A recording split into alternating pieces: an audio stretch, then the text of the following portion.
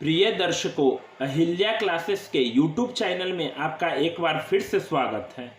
मैं प्रत्यूष कौशल आज आपके लिए लेकर आया हूँ NCERT कक्षा 10वीं कोर्स ब हिंदी स्पर्श का पाठ है कर चले हम फिदा। इनके गीतकार हैं कैफी आजमी, जिनका जन्म 1919 में उत्तर प्रदेश के आजमगढ़ जिले मंजमा गांव में हुआ था। प्रारंभिक शिक्षा इन्होंने बनारस में ली थी और बाद में आजमगढ़ में इन्होंने अपना समय व्यतीत किया और बाद के दिनों में ये फिल्मी जगत में एक उभरते हुए सितारे के रूप में अपना स्थान बताए और इन्होंने अपना अमूल्य योगदान दिया फिल्मी जगत में।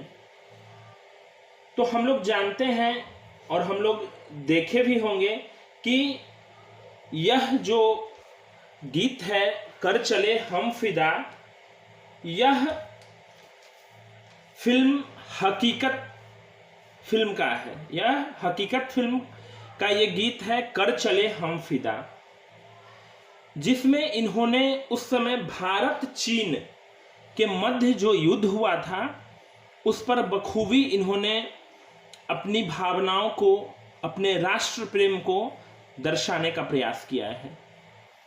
यह काफ़ी लोकप्रिय भी रहा है और यह कहा जा सकता है कि कहीं ना कहीं यह हमारे तीनों सेनाओं को अपने पराक्रम दिखलाने में ये और ज़्यादा मदद करता है।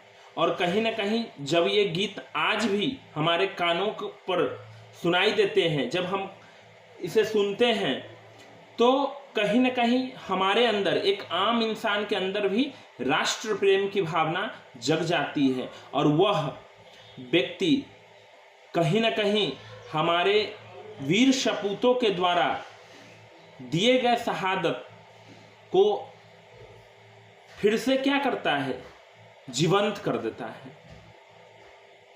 तो यह गीत कहीं ना कहीं हमारी राष्ट्र भावना से प्रेरित भी है और हमारे पाठ में भी है, इसलिए आज हम लोग इस गीत को पढ़ेंगे कर चले हम फिदा। गीतकार है कैफी आजमी। ऐसे तो इनका वास्तविक नाम था अतहर हुसैन रिजवी, लेकिन इन्होंने कैफी आजमी नाम से लिखा करते थे कर चले हम फिदा। इनका एक लोकप्रिय गीत है और इनका जन्म 1919 में और मृत्यु 2002 में हुई थी। इस गीत को पढ़ने से पहले हम लोग कुछ कठिन शब्द के अर्थ भी जान लेते हैं। जैसे यहाँ पर है फिदा। फिदा का अर्थ होता है न्यौछावर कर देना या शहादत दे देना या त्याग करना। नब्ज का अर्थ होता है नारी या नस, नब्ज चलना, जैसे बोलते हैं नब्ज चल रहा है। सर, सर अर्थात सिर। वतन का अर्थ यहाँ पर इस गीत में होगा घर के रूप में। जैसे हमारा वतन, हमारा राष्ट्र है, हमारा देश है। गम, दुख को बोलते हैं। रुत अर्थात अवसर, मौसम। रुस्वा, रुस्वा का अर्थ होता है बदनाम।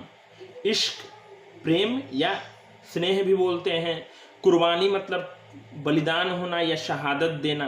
वीरान, सुनसान या उजाड़ वाले जगह को कहते हैं। राह का अर्थ होता है रास्ते। काफिले, यात्रियों का जो जन सैलाब होता है, जो जन समूह होता है, उसे हम लोग बोलते हैं काफिले। जश्न का अर्थ होता है खुशी, उत्साह। जमी अर्थात धरती। रोज, हमेशा। लकीर, लाइन। तो दर्शकों, अब मैंने आपको बता दिया कठिन शब्द का अर्थ। अब हम लोग जब कवि इस गीत को पढ़ेंगे तो अब उसके अर्थ ज़्यादा समझ में आएंगे, ज़्यादा स्पष्टता के साथ मैं आपको समझा पाऊंगा और आप भी इसको समझ पाएंगे। तो अब हम लोग चलते हैं कर चले हम फिदा के बोल पे।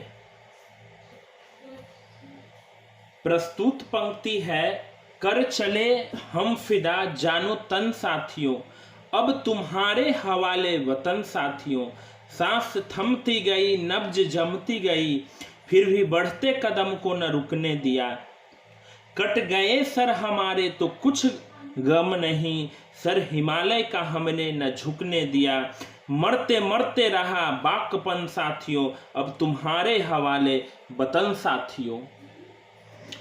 यह कर चले हम फिदा गीत का ये पंक्ति है।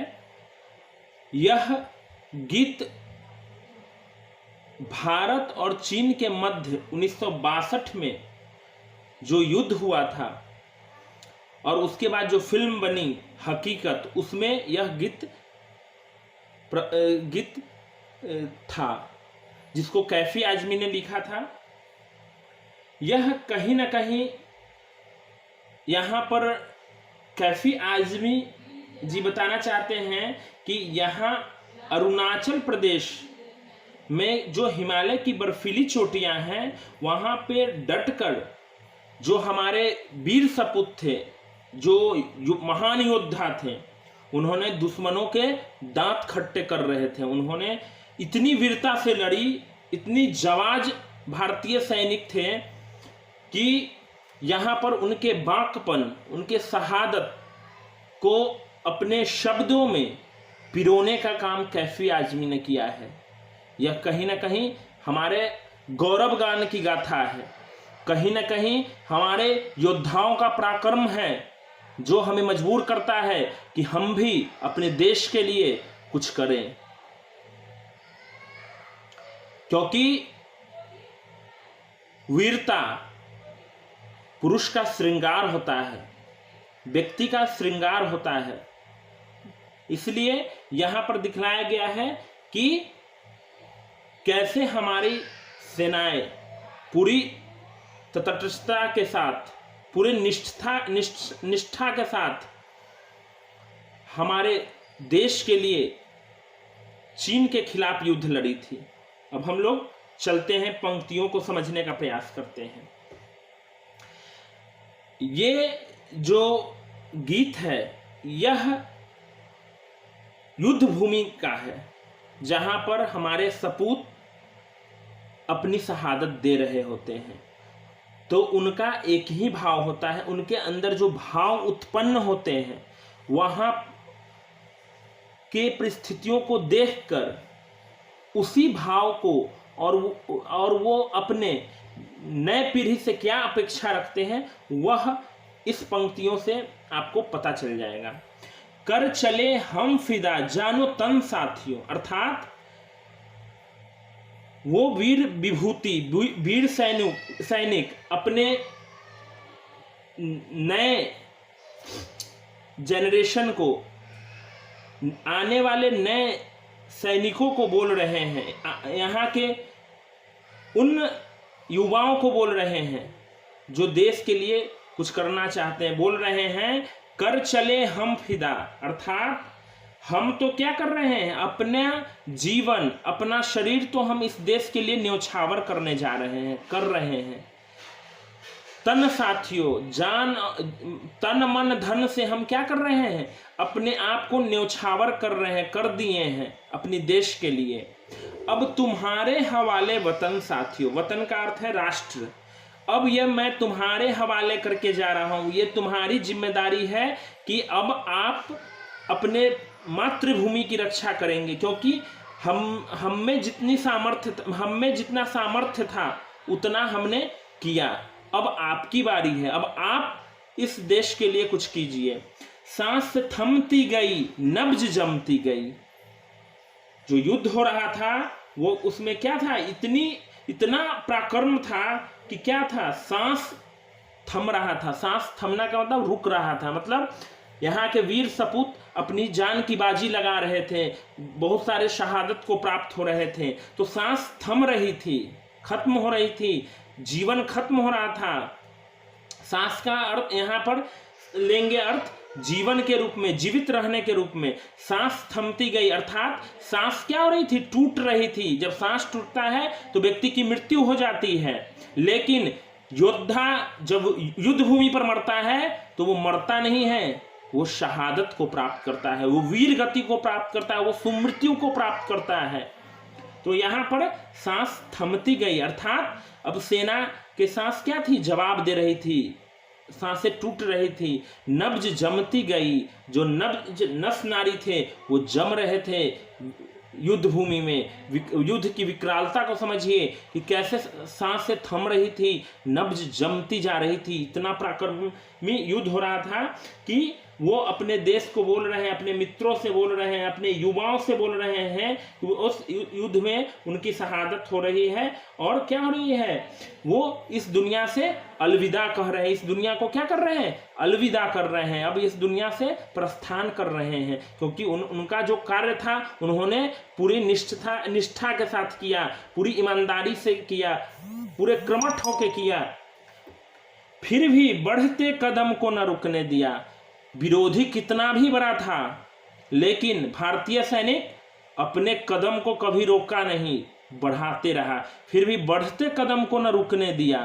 जो कदम बढ़ रहे थे वो पीछे मुड़ नहीं रहे थे, क्योंकि वीरभूमि में योद्धा सीने पे गोली खाता है, पीठ पे नहीं। हमारे भारतीय सैनिक इतने जाबाज थे, इतने बहादुर थे कि वो सामने विकराल युद्ध अवस्था को देखने के बाद भी उनके अंदर भय नहीं था, वो रुकने का नाम नहीं ले रहे थे। कट गए सर हमारे तो कुछ गम नहीं। भारतीय सैनिक बोल रहे हैं कि हमारे सिर कट गए, कोई बात नहीं है, कोई गम नहीं है, कोई दुख की बात नहीं है कि हमारे सिर क्यों कट गए, हमारे प्राण क्यों चले गए, हमने अपने को शहादत क्यों दे दिया। उनको इस बात की कोई चिंता नहीं थी, कोई दुख नहीं था। सर हिमालय का हमने न झुकने दिया। भारतीय सेना कह रही है, मित्रों, युवाओं, मैंने हिमालय का सर कभी झुकने नहीं दिया है, इसलिए तुम भी झुकने मत देना। आज मैं यहां से कूच कर रहा हूं। अटल बिहारी वाजपेयी जी भी बोले थे कि मैंने जी भर जिया, मैं मन से मरूं, लौट कर आऊंगा, कूच से क्यों डरूं। तो ये अनित्य शरीर के लिए क्यों हम डरे। भारतीय सेना अनित्य शरीर के लिए नहीं डरी थी, वो नित्य थी। कहा भी गया है, मूर्ति से कीर्ति बड़ा, बिना पंख उड़ जाए, मूर्ति तो जाती रही, कीर्ति कभी न जाए। वहां पे कीर्तिमान स्थापित कर रही थी भारतीय सेना, जो आज हम उनको पढ़ते हैं, उनका गुणगान करते हैं। आज भी वो अमर है हमारे दिलों में, हर भारतीय के दिलों में वो वीर सपूत आज भी जीवित हैं। तो कहीं ना कहीं उन्होंने अमरत्व को पाया था, एक बड़ी उपलब्धि करके दिखाया था, हमारे सामने एक उदाहरण प्रस्तुत किया था कि हमें भी, हमारे युवाओं को भी उसी मार्ग पे चलना है। मरते मरते रहा बाकपन साथियों। वहां वीर सपूत क्या हो रहे थे, अपने जीवन को समाप्त कर पा रहे थे। क्यों? क्योंकि उनके अंदर न कोई भय था, न कोई लालच था, न कोई मोह था ये अनित्य शरीर के लिए। वो सिर्फ और सिर्फ क्या कर रहे थे, मर रहे थे, मरते जा रहे थे। बाकपन, शहादत दे दिया था। वो बोल रहे हैं कि बाकपन मतलब शहादत, ठीक है। साथियों का मतलब यहाँ पर वो मित्रों को कहते हैं, युवाओं को कहते हैं कि मैं मर मर कर क्या दे रहा था, शहादत दे रहा था। अब तुम्हारे हवाले वतन साथियों, युवाओं, अब ये राष्ट्र मैं तुमको अर्पित करके जा रहा हूं, तुम अब इसको देखना। अब मैं तुम्हारे हवाले करके इस देश को जा रहा हूं, इस राष्ट्र को जा रहा हूं। अब तुम्हारी जिम्मेदारी है कि तुम मेरे बाद तुम इस धरती की रक्षा करना, इस धरती माँ की रक्षा करना, और इसके आन बान और शान में कभी भी कमी आने नहीं देना, इसके अखंडता को हमेशा अक्षुण्ण बनाए रखना। यही बोलकर वो इस दुनिया से कूच करते हैं और एक स्वर्णिम इतिहास की रचना करके जाते हैं। अब हम आगे के पंक्तियों में देखते हैं। प्रस्तुत पंक्ति है, जिंदा रहने के मौसम बहुत है मगर जान देने की रुत रोज आती नहीं। अर्थात यहाँ पर कैफी आजमी अपने शब्दों में बतलाना चाहते हैं और ये भारतीय सेना बताना चाहती है, जिंदा रहने के मौसम बहुत है मगर, मौसम का अर्थ होता है अवसर। अर्थात यहाँ पर भारतीय सेना कहती है कि जिंदा रहने के अवसर बहुत मिलेंगे मगर जान देने की रुत रोज आती नहीं। अर्थात जान देने का जो अवसर आता है, जो समय होता है, वो प्रत्येक दिन नहीं आता है। आप जान प्रत्येक दिन नहीं दे सकते हैं। ये जब युद्ध भूमि होती है, जब अपनी मातृभूमि की रक्षा करनी होती है, तब हमें जान देने की आवश्यकता होती है, अन्यथा हम लोग प्रत्येक दिन जान नहीं दे सकते हैं। इसलिए यहां पर भारतीय सेना कहती है कि जान देने का समय बार बार नहीं आएगा। ये जो युद्ध भूमि है, अपनी मातृभूमि की रक्षा के लिए आज हमें शहादत देने की जरूरत है। आज देश को मजबूत करने के लिए हमें अपने जानों की बाजी लगाने की जरूरत है। आज हमें सुमृत्यु को प्राप्त करने की जरूरी है, ताकि हमारा देश हमेशा अपने गौरव गाथा को अपने आप में समेटे रहे और इसकी प्रशंसा हमारे युवा, हमारे आने वाले जो भी वंशज हो, हमारे पीढ़ी हो, वो याद रखें। हुस्न और इश्क दोनों को रुस्वा करें। रुस्वा का अर्थ होता है बदनाम। देखेंगे तो हुस्न अर्थात रूप और इश्क, प्रेम, दोनों एक साथ नहीं होता है। जब हमारे पास रूप होता है तो हमें प्रेम नहीं मिलता, और जब प्रेम मिलता है तो हमारा रूप खत्म हो जाता है। तो यहां कहने का अर्थ है कि हुस्न और इश्क दोनों को रुस्वा करे। ये क्या करता है? दोनों को बदनाम करता है। वो जवानी जो खून में नहाती नहीं। कोई युवा अगर रूपवान हो, सुंदर है और वो प्रेमी स्वभाव का है, लेकिन उसकी जो जवानी है, तब वो सही मायने में सही साबित होगी जब इस जवानी को अपनी मातृभूमि की रक्षा के लिए खून में नहा ला दे, अर्थात वो जख्मी हो जाए लेकिन अपनी मातृभूमि की रक्षा में थोड़ा भी वो कमी न लाए। यहाँ पर कर्तव्य निष्ठा की बात हो रही है कि हमारा जो शरीर है, हमारा जो शरीर है, वह जो जवानी वाला शरीर है, जिसमें हमारा बल सबसे प्रचंड होता है, उस समय अगर हम अपने हुस्न को, रूप को और प्रेम के चक्कर में रहेंगे तो इस जवानी का कभी भी सदुपयोग नहीं होगा। इस जवानी का अगर कहीं ना कहीं अगर सदुपयोग है तो वो अपनी मातृभूमि की रक्षा के लिए लहू बहा देने पर है, खून बहा देने पर है, तब ये सार्थक सिद्ध होगी, अन्यथा ये निरर्थक ही सिद्ध होगी। आज धरती बनी है दुल्हन साथियों, बोलते हैं यहाँ पर कैफी आजमी कि देखो आज हमारी धरती रंग बिरंगी आज इतनी सुंदर लग रही है, जैसा मानो वो दुल्हन की तरह सजी है। और आज वो समय है, आज धरती बनी है दुल्हन साथियों, अब तुम्हारे हवाले वतन साथियों। अर्थात ये धरती जो दुल्हन की तरह सजी है, आज तुम्हें जरूरत है अपने जीवन का अर्पण करने की जरूरत है। इस मातृभूमि जो दुल्हन बन के बैठी है, उसके लिए अपने शरीर का अर्पण करने का जरूरत है, अपने प्राण की आहुति देने की जरूरत है। क्यों? क्योंकि इतने सुंदर अपनी मातृभूमि, अपने राष्ट्र को आज बचाने का जरूरत है। आज कहीं ना कहीं हमें पुरुषार्थ करने की जरूरत है, कहीं ना कहीं हमें पराक्रम दिखलाने की जरूरत है, ताकि हमारा देश हमेशा हंसता रहे, हमारा देश हमेशा एक दुल्हन की तरह हो, जो रूपवान हो, गुणवान हो, समृद्ध हो। तो इन पंक्तियों से यह स्पष्ट होता है। अब हम आगे के पंक्तियों को देखते हैं। यहां पर देखेंगे, राह कुर्बानियों की न वीरान हो, तुम सजाते ही रहना नए काफिले, फतह का जश्न इस जश्न के बाद है, जिंदगी मौत से मिल रही है गले, बांध लो अपने सर से कफन साथियों, अब तुम्हारे हवाले वतन साथियों। यहाँ पर हमारे वीर सपूत कह रहे हैं कि राह कुर्बानियों की न वीरान हो। ये जो सिलसिला उन्होंने चलाया है कि वो अपनी शहादत दे रहे हैं युद्ध भूमि में, वो अपने जान की बाजी लगाए हुए हैं, वीर गति को प्राप्त हो रहे हैं। तो राह कुर्बानियों की न वीरान हो, जो रास्ता उन्होंने जो बनाया है, राह का अर्थ होता है रास्ता और कुर्बानी का अर्थ होता है शहादत।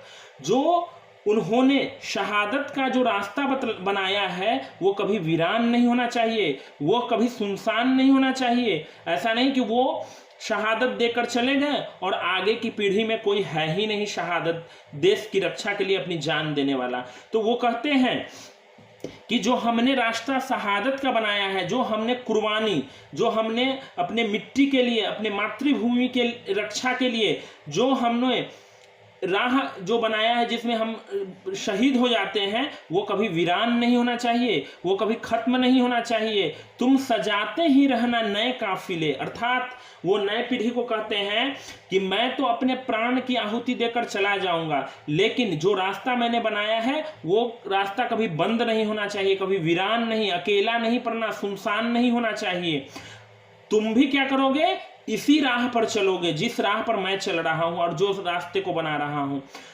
नए पीढ़ी को कहते हैं कि तुम भी क्या करोगे, इसी रास्ते पर चल के मातृभूमि की रक्षा कर लिए अपनी जान की आहुति दोगे, अपना शहादत दोगे, अपने आप को बलिदान कर दोगे रणभूमि में। फतह का जश्न इस जश्न के बाद है। फतह का अर्थ होता है जीत, तो जीत का जश्न किसके बाद है, इस जश्न के बाद, अर्थात शहादत के बाद। सबसे पहले हमें अपने मातृभूमि के लिए शहादत देना है, राष्ट्र के लिए शहादत देना है, तब हमें जश्न मनाना है, उत्साह पर्व मनाना है, तब हम जीत का जश्न मनाएंगे। जिंदगी मौत से मिल रही गले, आज क्या है, ये जीवन मौत को गले लगा रही है खुशी खुशी। क्यों, क्योंकि यहाँ पे मौत पाना ही वीरता का काम है। जो वीर पुरुष होते हैं, योद्धा होते हैं, उनका श्रृंगार होता है मृत्यु। वो रणभूमि में मरते हैं लेकिन कभी पीठ नहीं दिखलाते हैं। तो जिंदगी मौत से मिल रही है गले, आज वो समय है कि ये जो जीवन है वो मृत्यु को प्राप्त हो रहा है, खुशी खुशी वो गले लगा रही है मृत्यु को। बांध लो अपने सर से कफन साथियों, कफन का अर्थ होता है जो शव पर डाला जाता है उसे कफन कहते हैं। जब आदमी मर जाता है, व्यक्ति मर जाता है तो उसको कफन से ढक दिया जाता है, जो वस्त्र से ढका जाता है उसी को कफन बोलते हैं। तो वो वीर सपूत बोल रहे हैं, यहाँ पर कैफी आजमी ने शब्द दिया है लेकिन ये कहीं ना कहीं स्वर हमारे भारतीय सेना की थी। तो वो बोलते हैं बांध लो अपने सर से कफन साथियों। कफन बांधने का अर्थ होता है कि मोह माया सांसारिक चीजों का त्याग कर देना। जब व्यक्ति कफन बांध लेता है सर में तो उसको न कोई भयभीत कर पाती है, न कोई मोह उसे मोह पाती है, उसे कभी भी कमजोर नहीं करती, क्योंकि ये सब जो चीजें हैं हमें कमजोर बनाती हैं। और जब कफन आदमी बांध लेता है तो वो मरने मारने के लिए तत्पर हो जाता है, वो अपने जान को गंवाने में थोड़ा भी समय नहीं लेता, एक क्षण भी वो नहीं सोचता है कि उसकी जान इस रणभूमि में चली जाएगी। क्यों, क्योंकि जो योद्धा होते हैं वो हर समय अपने सर पर कफन बांधते हैं ताकि वो दूसरे की सुरक्षा दे सके, ताकि वो मातृभूमि की रक्षा कर सके। इसलिए यहाँ पर भारतीय सैनिक बोलते हैं नए पीढ़ी को कि बांध लो, युवाओं को बोलते हैं कि बांध लो अपने सर से कफन साथियों, अर्थात मित्रों तुम सर में कफन बांध लो कि तुम्हें शहीद हो जाना है मातृभूमि के लिए लड़ते लड़ते, कभी भी पीठ नहीं दिखाना है। अब तुम्हारे हवाले वतन साथियों, बार बार ये जो अब तुम्हारे हवाले वतन साथियों जो पंक्ति आती है ये कहीं ना कहीं केंद्रीय भाव में है, जो बतलाती है कि अब हमें जिम्मेदारी के लिए तैयार रहना चाहिए कि आगे भी हमें बनाए गए मार्ग को ही प्रशस्त करना है। अब हम लोग आगे की पंक्तियों पर चलते हैं। खींच दो अपने खून से जमी पर लकीर, इस तरफ आने पाए न रावण कोई, तोड़ दो हाथ अगर हाथ उठने लगे, छू न पाए सीता का दामन कोई, राम भी तुम ही लक्ष्मण साथियों, अब तुम्हारे हवाले वतन साथियों। यहाँ पर कैफी आजमी जी बोलते हैं, इनके शब्द हैं और ये कहीं ना कहीं हमारे भारतीय सेना का कथन है, भारतीय सेना की अनुभूति है, भावना है। खींच दो अपने खून से जमी पर लकीर, अर्थात यहाँ पर कैफी आदमी कहना चाह रहे हैं, बतलाना चाह रहे हैं कि तुम अपने खून से ऐसा लकीर खींच दो। लकीर का अर्थ यहाँ पर हम ले सकते हैं उदाहरण से, कि तुम इस धरती पर, जमी का अर्थ होता है धरती, इस मातृभूमि, खींच दो मतलब खींच दो अपने खून से, अर्थात तुम अपने लहू से ऐसा उदाहरण, तुम ऐसा उदाहरण बना दो कि आने वाले जो भी पीढ़ी होंगी उस मार्ग पर ही चलेंगी, उन चीजों को ही वो समझेंगे और वो उन चीजों को ही वो समझेंगे और हमेशा शहादत, बलिदान की भाव उनमें जागृत रहेगी। अर्थात खींच दो अपने खून से जमी पर लकीर, अर्थात तुम शहादत देकर तुम बलिदान देकर इस देश के सामने एक उदाहरण प्रस्तुत करो, ताकि आने वाले युवा वो क्या करे, उस पद चिन्ह पर चल के उस वीर गति को प्राप्त हो और अपनी मातृभूमि की रक्षा हर क्षण हर पल करते रहें। इस तरफ आने पाए न रावण कोई, अर्थात जिस प्रकार रावण ने सीता मैया का अपहरण करके उनको प्रताड़ित करने का काम किया था, तो अब कोई रावण ऐसा लाइन खींचो, ऐसा लकीर खींचो कि दुष्ट रावण भी हमारे तरफ झांकने का नाम न ले, हमारा कोई दुश्मन वो हमें डराने का प्रयास न करे। ऐसा लकीर खींचने की जरूरत है, ऐसा उदाहरण प्रस्तुत वीरता का करने की जरूरत है कि जब दुश्मन मेरे बारे में सोचे तो वो स्वप्न में भी भयभीत हो जाए कि हम किससे युद्ध लड़ने जा रहे हैं। आज हमारे वीर सपूत के बलिदान का ही आज उदाहरण है कि आज चाइना डोकलाम में पीछे हट गया भारत के सामने। कहीं ना कहीं हमने कम संसाधन में एक अच्छा उदाहरण प्रस्तुत करके दिखलाया था, जिसके वजह से हमने चाइना के भी दांत खट्टे कर दिए। चीन जो आज साम्राज्यवादी प्रवृत्ति को अपनाए हुए है, कहीं ना कहीं भारत उसके निरंकुश साम्राज्यवादी प्रवृत्ति से छुटकारा दिलाने का काम किया है, दूसरों को भी और खुद को भी। वो उसको घुटने टेकवा दिया डोकलाम में। तो कहीं ना कहीं हमारे वीर सपूतों के द्वारा 1962 में लड़ा गया एक जबरदस्त और यह कह सकते हैं यादगार युद्ध है, जहां पर उन्होंने दुश्मनों के दांत खट्टे कर दिए थे। तोड़ दो हाथ अगर हाथ उठने लगे, यहां पर कह रहे हैं कि अगर हमारे भारत की ओर, हमारे राष्ट्र की ओर अगर कोई गलत भाव से कोई शत्रु हाथ उठाता है तो उसके हाथ को तोड़ देने की जरूरत है, उसके हाथ को काट देने की जरूरत है।